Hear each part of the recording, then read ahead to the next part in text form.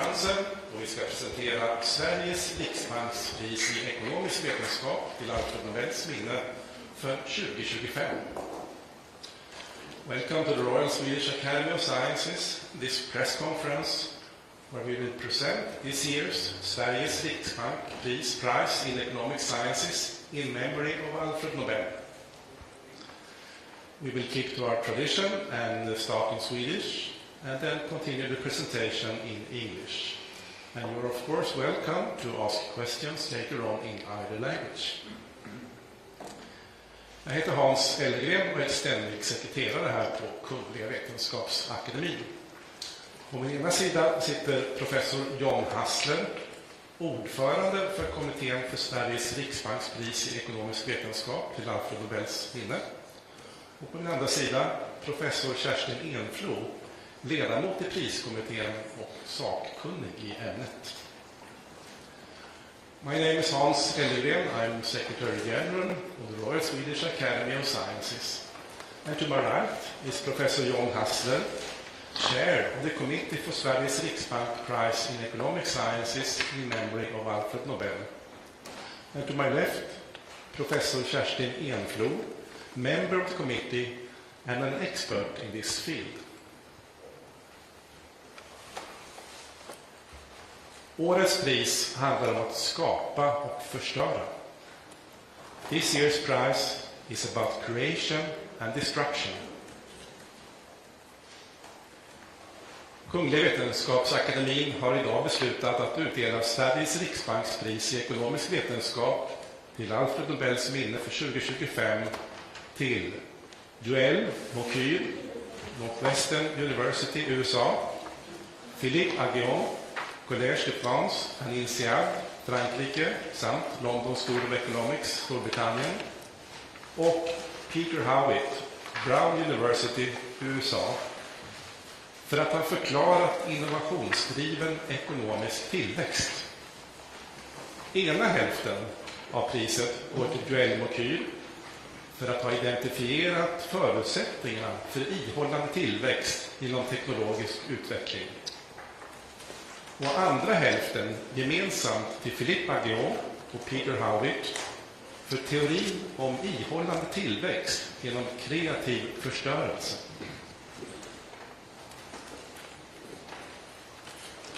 The Royal Swedish Academy of Sciences has today decided to award Sveriges Riksbank Prize in Economic Sciences in memory of Alfred Nobel for 2025 to Joël Mokyr, Northwestern University, USA, Philippe Aghion, Collège de France and INSEAD, France, and London School of Economics, UK, and Peter Howitt, Brown University, USA, for having explained innovation-driven economic growth.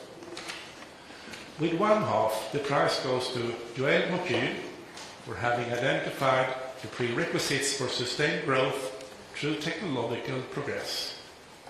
And the other half, jointly, to Philippe Aghion and Peter Howitt for the theory of sustained growth through creative destruction. Professor John Hassler will now give us a short summary. Please. Thank you, Hans. During almost all of humankind's history, living standards did not change noticeably from generation to generation. Economic growth was on average zero and stagnation was the normal. Sporadic episodes of growth, sometimes driven by new discoveries, always eventually petered out. Over the last 200 years or so, things have been very different. Sustained economic growth driven by a continuous stream of technological innovations and improvements has replaced stagnation. New medicines, safer cars, better food, more efficient ways of heating and lighting our homes, the internet and increased opportunities for communication with other people over long distances are just a few dimensions of economic growth. Over time, this process has fundamentally changed our societies. Over the span of 1 to 2 centuries, almost everything has changed. Change not stagnation, has become the new normal.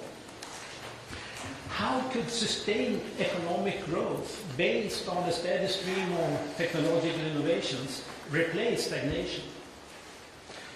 What conflicts arise in a society when new products and production methods replace the old ones? How should policy be devised so that societies do not fall back into stagnation? Answers to these questions are what this year's prize is about.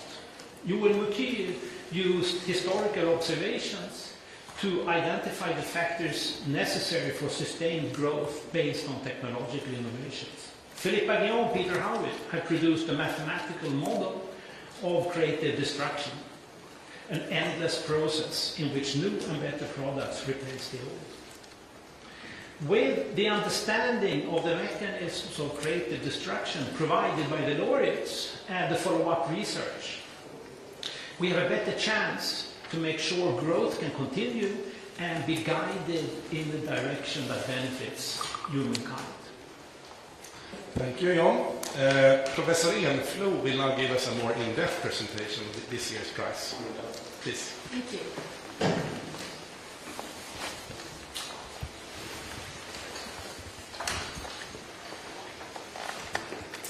During the last 200 years, economic growth has been surprisingly stable. We can see it here with graphs covering the United Kingdom and the United States, where we have GDP per capita on the y-axis here, measured in a relative scale. That means that the slope of the trend lines here are the constant growth rates. The message here is clear. Over this period, GDP per capita has more than doubled with each generation, and the total increase here has been more than 20-fold. So what can then account for all of these massive growth rates? The answer is technological change. And as you can see here, with the example of telephones, technological change has progressed steadily too. The process has been creative in the sense that it builds on new ideas and innovations, but it's also been destructive, because each new phone here has replaced the previous version and made that technology obsolete. This year's prize is exactly about that. It's about explaining innovation-driven, sustained economic growth. In particular, how did such growth become sustained in the first place? And secondly, how can growth continue despite the conflicting interests growth creates when new technology replaces the old? The first part of the prize goes to Yuval Mukir, an economic historian who noted that technological change alone cannot explain economic growth, because technological change predates growth by millennia. And we can see it here in this graph that goes back to medieval times for Sweden and England. Over these 400 years, we see that GDP per capita barely changed, despite the fact that some really important innovations took place in this period, such as the heavy plow or the printing press. With this, Mukir identified the important prerequisites for growth, and I'm going to go through them with you right now. The first one is useful knowledge. It has two components. Prescriptive knowledge, which means a set of instructions or recipes that can guide to somebody how to carry out a certain technology, like a user manual, if you will. For most of human history, what was known to society about technological change rested mostly on this type of knowledge. People knew how to operate a certain technology, but they didn't know why it worked. And that brings us to the second component here. Propositional knowledge. Knowledge about rules and regularities in the physical world that can explain to us why the technologies work. We can think about this as science in the broad sense. Mukir tells us that these two components need to come together and interact in order to generate the sustained stream of innovations needed to generate sustained growth. Here we can see the feedback loops here. But even the best ideas would still be left on the drawing table if it wasn't for the skilled mechanics and engineers that could take the drawings from the drawing tables, scale up the models, and put science into economic use. For this, mechanical competence is a key prerequisite. And finally, societies need to be open to change. Mukir exemplifies with several instances during history where groups, fearing to lose out from technological change, tried to block it. The most famous example here is probably the Luddite movement, where skilled textile workers were destroying machinery to protest technological change. But if society has arenas where groups can meet and negotiate their claims and come up with mutually beneficial compromises, change is rather embraced. All these factors came together for the first time with the Enlightenment that paved the way for sustained growth, first in Britain and then moving on to other countries. And that brings us to the second part of the prize. Philippe Aghion and Peter Howard created a mathematical model of growth where creative destruction features as a core element. This model became a paradigm shift in how we think about economic growth, and from it we can derive the average growth rate as a result of a multitude of decisions made by individuals facing conflicting interests. As such, the model can explain how growth can be such a disruptive process at the firm level and still result in those stable aggregate growth rates that we saw in the beginning of the presentation. Here, we see how they derive the economy's average growth rate from the model, but I'm not going to go through all the mathematical details with you right now. Instead, let's focus on the core components of the model. Here, firms invest resources into R&D, research and development, in order to innovate and improve on existing products. If they are successful, they can become market leaders and earn a profit. But it also means that they outcompete another actor in the business, and that person has to leave the business. This is called the business stealing effect in their model, but it's of course not stealing in any formal sense of the word. With this, the model identifies two forces that pull in opposite directions with respect to policy. On the one hand, policy should support the innovation process, these guys climbing up here, because they can build on each other's ideas, and ideas have a value to society. But at the same time, policy must also consider the business stealing effect, especially in the cases where the technology delivered to the market only needs an incremental improvement. Because the model takes the entire economy into account, it can also speak directly to policy, such as, for example, how to set R&D subsidies in practice. With extension, the model also can talk about things like how to optimize safety nets for those workers that have seen their jobs lost due to creative destruction. These are, of course, all pressing policy questions in today's world, and they have long-term consequences. So, to sum up, during the last 200 years, the world has seen more economic growth than ever before in human history. This growth has increased our living standards in so many different ways. But still, 200 years is still just a short period compared to the long-run history of stagnation that we saw before. The laureates' work reminds us that we should not take progress for granted. Instead, society must keep an eye on the factors that generate and sustain economic growth. These are science-based innovation, creative destruction, and society open for change. Thank you. Thank you, Kerstin. I hope we have Professor Aghion on the phone. Is that right? Yes, absolutely. Can you hear me? We can hear you. Good morning, and congratulations again to the prize. Yeah, that's quite a surprise, and I'm still speechless. It came really as a huge surprise. I did not expect it, so I can't find the words to express what I feel. I understand that it could be difficult. Here you are live at the press conference. There are many interested journalists from the Swedish and the international press. Yes. Are you ready to take some questions? Yes, absolutely. Someone who would like to start? Yes, please. Hi, my name is David Nordström. I'm from TV4 in Sweden. Congratulations on the prize. Classical question. How are you planning to spend the prize money? Well, that's a good question. I have a research lab at Collège de France and INSEAD in Paris, and so usually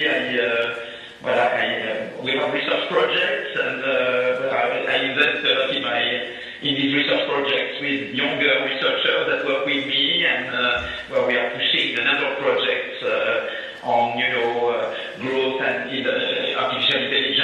green growth, R&D policy, and that's what I want to. That's what I will do probably. Is to push this wonderful enterprise, which is this lab. Could you? Is that a yes? Hello. Hello, Professor. This is Bogdan Oczynski from the Polish television. Congratulations. I have a question about some of the consequences of your work, because your mathematical model helps us understand how sustained growth actually works. I wonder, because since our economy is based on the sustained growth model, is there do you see any risk of that sustained growth that we've seen in the global economy in the past 200 years? Is there a risk that it collapses, and what could be possible reasons for that in the future? Thank you very much. I mean, thank you so much. I mean, threats on economic growth, of course you have the current trends towards deglobalization, tariff barriers. Those things are obstacles to growth, because you need a big market to grow more. I mean, a bigger market means more rents for innovators, means more possibilities to exchange ideas, means that you can transfer technologies, means more competition. So openness is a driver of growth. Anything that gets in the way of openness is an obstacle to growth. So I see there kind of dark clouds currently, accumulating, pushing for, barriers to trade and openness. Okay, so that's one thing. The other, of course, concern is that, green growth, we want to reconcile growth with the environment. So how can we make sure that we will innovate greener? Firms do not spontaneously innovate green. They tend to innovate in what they used to do. If they used to innovate in dirty technology, they will continue spontaneously to innovate in dirty technologies. How can you redirect technical progress towards green? Carbon price, carbon tax, green industrial policy. How should we design this policy? So that's a fantastic challenge in front of us. And AI has fantastic growth potential, but we know that with inappropriate competition policy, the same as with IT can happen. Some superstar firms may end up dominating everything and inhibiting potential entry of new innovators. So how can we make sure that today's innovators will not stifle future entry and future innovation? But those are, very, exciting questions that keep us busy. Yes, please, here. Hello and congratulations. I'm from the Swedish news agency TT. Maybe this is a bit of repetition, but how do you see the tariffs from the US? How large a threat is that to sustained growth, would you say?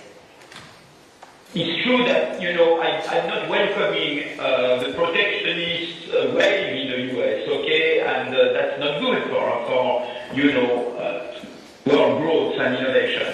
But on the other hand, let's look at the bright side. I think European countries have to realize that we should no longer let US and China become technological leaders and lose to them. I mean, what happened is that after a period of catching up of Europe towards the US in per capita GDP terms between World War II and the mid-80s, since the mid-80s, the average per capita GDP of the Eurozone has declined relative to US. And the big reason is that we failed to implement breakthrough high-tech innovations. We remained circumscribed to mid-tech incremental. And I said that very much in relation to the Draghi report, but we are missing proper policies and institutions to innovate breakthrough high-tech. A true single market, don't have a true single market, gold plating practices get in the way of achieving the single market.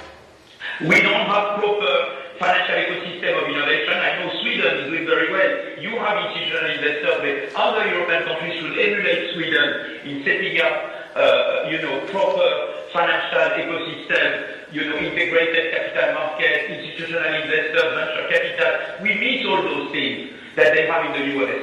And also, on research, we have the ERC, the European Research Council, but we should also have ERC for labs to finance laboratories on long-term basis. And also, we don't have the equivalent of the DARPA, of the Defense Advanced Project Agency, which is a pro-competition way of doing industrial policy. That we don't have in Europe. In the US and in China, they found ways to reconcile competition and industrial policy. In Europe, in the name of competition policy, we became very anti any form of industrial policy. I think we need to evolve on that and find ways to reconcile industrial policy in areas like defense, climate, AI, biotech, where we are very good, we have very good research there. Reconcile this smart industrial policy with competition policy. We have fantastic basic research in Europe. You know that most breakthrough patents cite a lot European research, but the European research does not translate into breakthrough innovations in Europe. And that's what we have to deal with. But we have fantastic potential, because in Europe we have, democracy and freedom. It's in Europe first. Green and the concern for environment is in Europe first. And social model, the concern for social, for inclusive growth, that's in Europe first. So we have fantastic soft power, but we need to harness all the potential we have in Europe. Thank you. Is there some more questions here? Here, please. Yes, please. Congratulations, Professor Agion. Thank you so much. My name is Carl-Johan. I'm from the Swedish newspaper Dagens Nyheter. Yeah. Now that the sum of human knowledge is available to machines and can be synthesized with AI, how do you expect the process of creative destruction to change? Yeah. So it's true that AI may accelerate creative destruction, but I think that, I think AI has a big growth potential, because AI automates tasks both in the production of goods and services, in the production of ideas. So there is a huge, I think, growth. Ideas will become easier to find more than ever thanks to AI. So AI has a big growth potential. The problem is to harness this potential, and that's why competition policy is important. If we don't have appropriate competition policy, we will inhibit the growth potential. When it comes to employment, of course, there is a big fear that AI will destroy a lot of jobs. But that's where it's important to have good education system, because at school we learn to learn, and good flex security system on the labor market, like you do have in Sweden, like they have in Denmark. We should emulate Sweden and Denmark on that front. And I think that but I believe also that it's true that, when you have a revolution like AI, there is the fear of unemployment. But it's true that machines substitute for humans. But on the other hand, it allows you to become much more productive, and therefore it increases the world market demand for your products, and that allows you to increase employment. If you look at all big technological revolutions, starting with the steam engine, you have the Luddites movement there, because people were fearing in England unemployment due to the steam engine. Then you have the electricity revolution, where Keynes predicted mass unemployment. And then you have the IT, where we were scared that robots would create mass unemployment. It never happened, because you have this productivity effect. When you introduce IT or AI, you become more productive, more competitive, and therefore the world market demand for your products goes up. This productivity effect turns out to be quite important. But of course we need good institutions on education, labor market policy, to harness this productivity potential, and to make sure we minimize the negative effects of the new industrial revolution, like we did with previous ones. So again, I think the prosperity and happiness is the combined result of institutions and of technology and institutions and policies. And if we don't adapt institutions and policies to the technology, then of course we get unhappy outcomes. But if we know how to adapt them, then we can get the best from the technological solutions. Thank you, Professor John. We have time for one last short question and a short answer. Yes, please. Yeah. My name is Johan Persson. I'm from the Swedish EFN. Congratulations. Yeah. What would be the most important policy today for governments to implement to help innovation and creative destruction? Well, I think it will not only be one policy, it's a combination. You need, you need to invest seriously in research, the DARPA, policy, the research policy, and at the same time you need to create this single market as a competition. That's a smart combination between more competition and market integration on the one hand, and voluntary policy on research and industrial policy, which is very pro-innovation. This combination, I think, lies at the heart of making Europe and our countries more innovative and faster growing, I think. Thank you, Professor Aguillon, and once again, our warmest congratulations. Hope you accept that. Thank you so much. We look forward to seeing you here in Stockholm in December for the Nobel Prize ceremony. Thank you. I look forward to it very much. Bye-bye. Thank you. Let's move on to if you have some questions about the prize to the prize committee or about the work. I think we might have time to one or two final questions. Yes, please. I have a question because I'm wondering, this year's prize clearly puts in focus the importance of new technologies and the importance of innovation and the importance of financing that kind of research. Is that a commentary from the Nobel Committee on the ongoing discussion on financing science, particularly in the United States? Do you want to address that? No, we don't make any commentaries about any current events in that sense. Our work is all about the scientific contribution of these laureates, so it is actually only about celebrating the work that they have done and honoring that with a prize. Yes. Yeah, one last question there, please. I'm wondering, these three, Professor Aguillon and Howitt, they work together. Mokyr is perhaps the odd one out. Was it difficult to sort of split the prize between these three, and was it a natural fit for their committee to choose these three together? Jan? Well, it's true that their approaches are very different. Joel Mokyr is an economic historian and has really dig deep into the historical evidence that he uses, while Peter Howitt and Philippe Aguillon have used mathematical models. So it's very different. On the other hand, I think it's very clear when you think about it that the questions that they try to address, what are the mechanisms behind sustained long-run growth, then you understand that they complement each other very much. So I think it shows that different areas of science often are very complementary. By that, I think we close this press conference. We hope to see all of you when we have the laureates here in December. Thank you.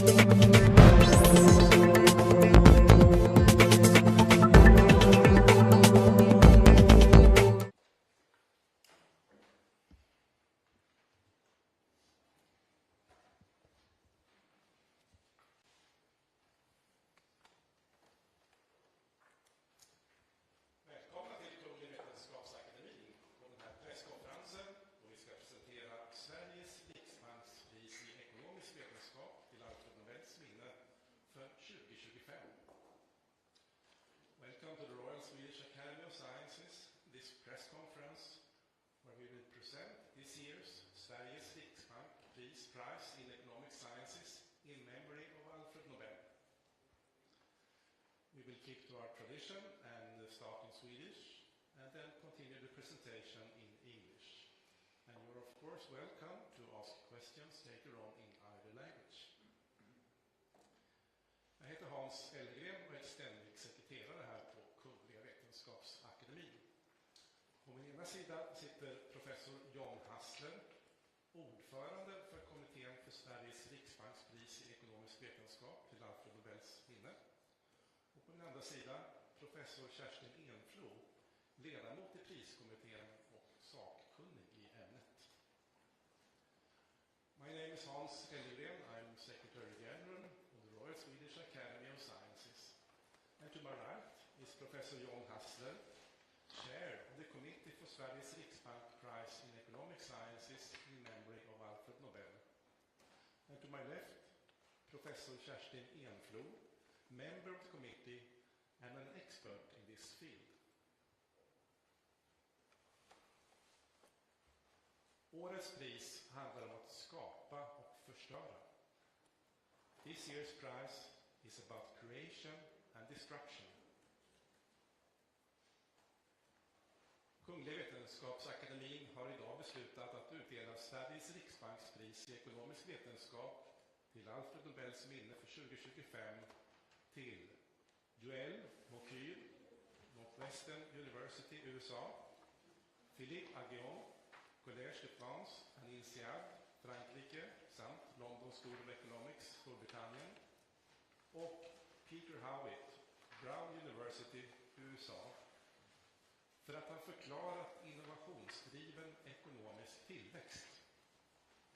Ena hälften av priset går till Joël Mokyr för att ha identifierat förutsättningarna för ihållande tillväxt inom teknologisk utveckling. Och andra hälften gemensamt till Philippe Aghion och Peter Howitt för teorin om ihållande tillväxt genom kreativ förstörelse.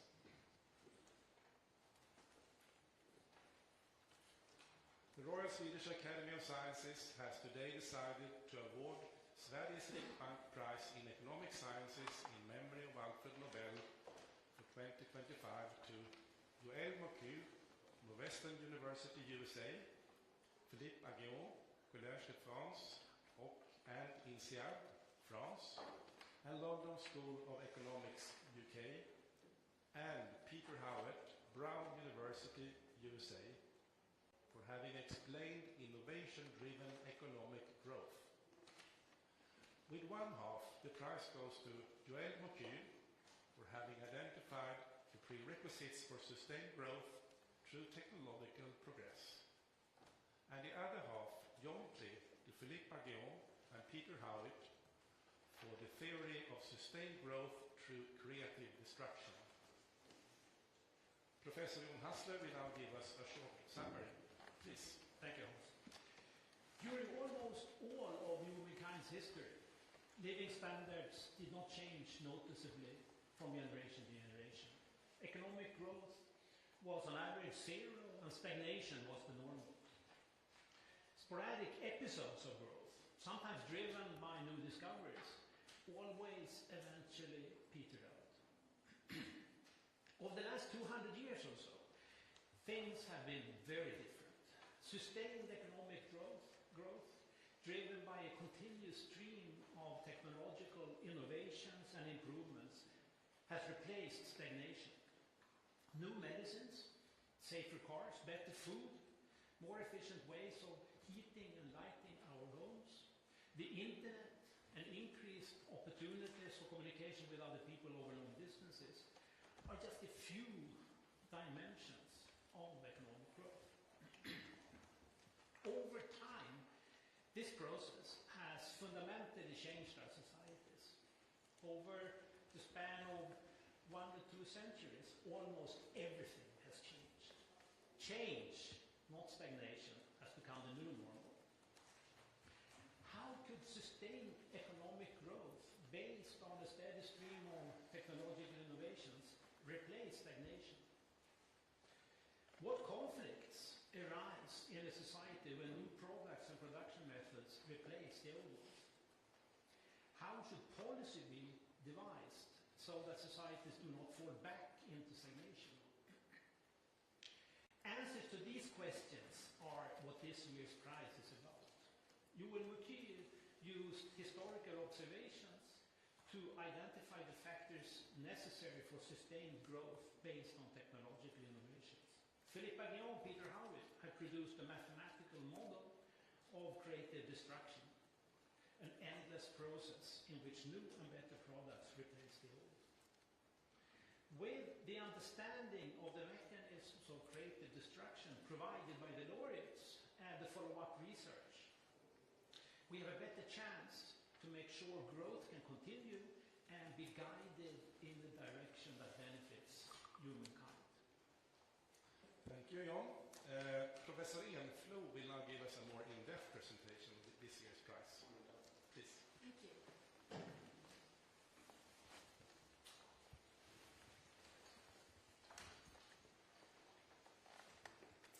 During the last 200 years, economic growth has been surprisingly stable. We can see it here with graphs covering the United Kingdom and the United States, where we have GDP per capita on the y-axis here, measured in a relative scale. That means that the slope of the trend lines here are the constant growth rates. The message here is clear. Over this period, GDP per capita has more than doubled with each generation, and the total increase here has been more than 20-fold. So what can then account for all of these massive growth rates? The answer is technological change. And as you can see here, with the example of telephones, technological change has progressed steadily too. The process has been creative in the sense that it builds on new ideas and innovations, but it's also been destructive because each new phone here has replaced the previous version and made that technology obsolete. This year's prize is exactly about that. It's about explaining innovation-driven, sustained economic growth. In particular, how did such growth become sustained in the first place? And secondly, how can growth continue despite the conflicting interests growth creates when new technology replaces the old? The first part of the prize goes to Johan Mokyr, an economic historian who noted that technological change alone cannot explain economic growth because technological change predates growth by millennia. And we can see it here in this graph that goes back to medieval times for Sweden and England. Over these 400 years, we see that GDP per capita barely changed, despite the fact that some really important innovations took place in this period, such as the heavy plow or the printing press. With this, Mokyr identified the important prerequisites for growth, and I'm going to go through them with you right now. The first one is useful knowledge. It has two components. Prescriptive knowledge, which means a set of instructions or recipes that can guide to somebody how to carry out a certain technology, like a user manual, if you will. For most of human history, what was known to society about technological change rested mostly on this type of knowledge. People knew how to operate a certain technology, but they didn't know why it worked. And that brings us to the second component here. Propositional knowledge. Knowledge about rules and regularities in the physical world that can explain to us why the technologies work. We can think about this as science in the broad sense. Mokyr tells us that these two components need to come together and interact in order to generate the sustained stream of innovations needed to generate sustained growth. Here we can see the feedback loops here. But even the best ideas would still be left on the drawing table if it wasn't for the skilled mechanics and engineers that could take the drawings from the drawing tables, scale up the models, and put science into economic use. For this, mechanical competence is a key prerequisite. And finally, societies need to be open to change. Mokyr exemplifies with several instances during history where groups, fearing to lose out from technological change, tried to block it. The most famous example here is probably the Luddite movement, where skilled textile workers were destroying machinery to protest technological change. But if society has arenas where groups can meet and negotiate their claims and come up with mutually beneficial compromises, change is rather embraced.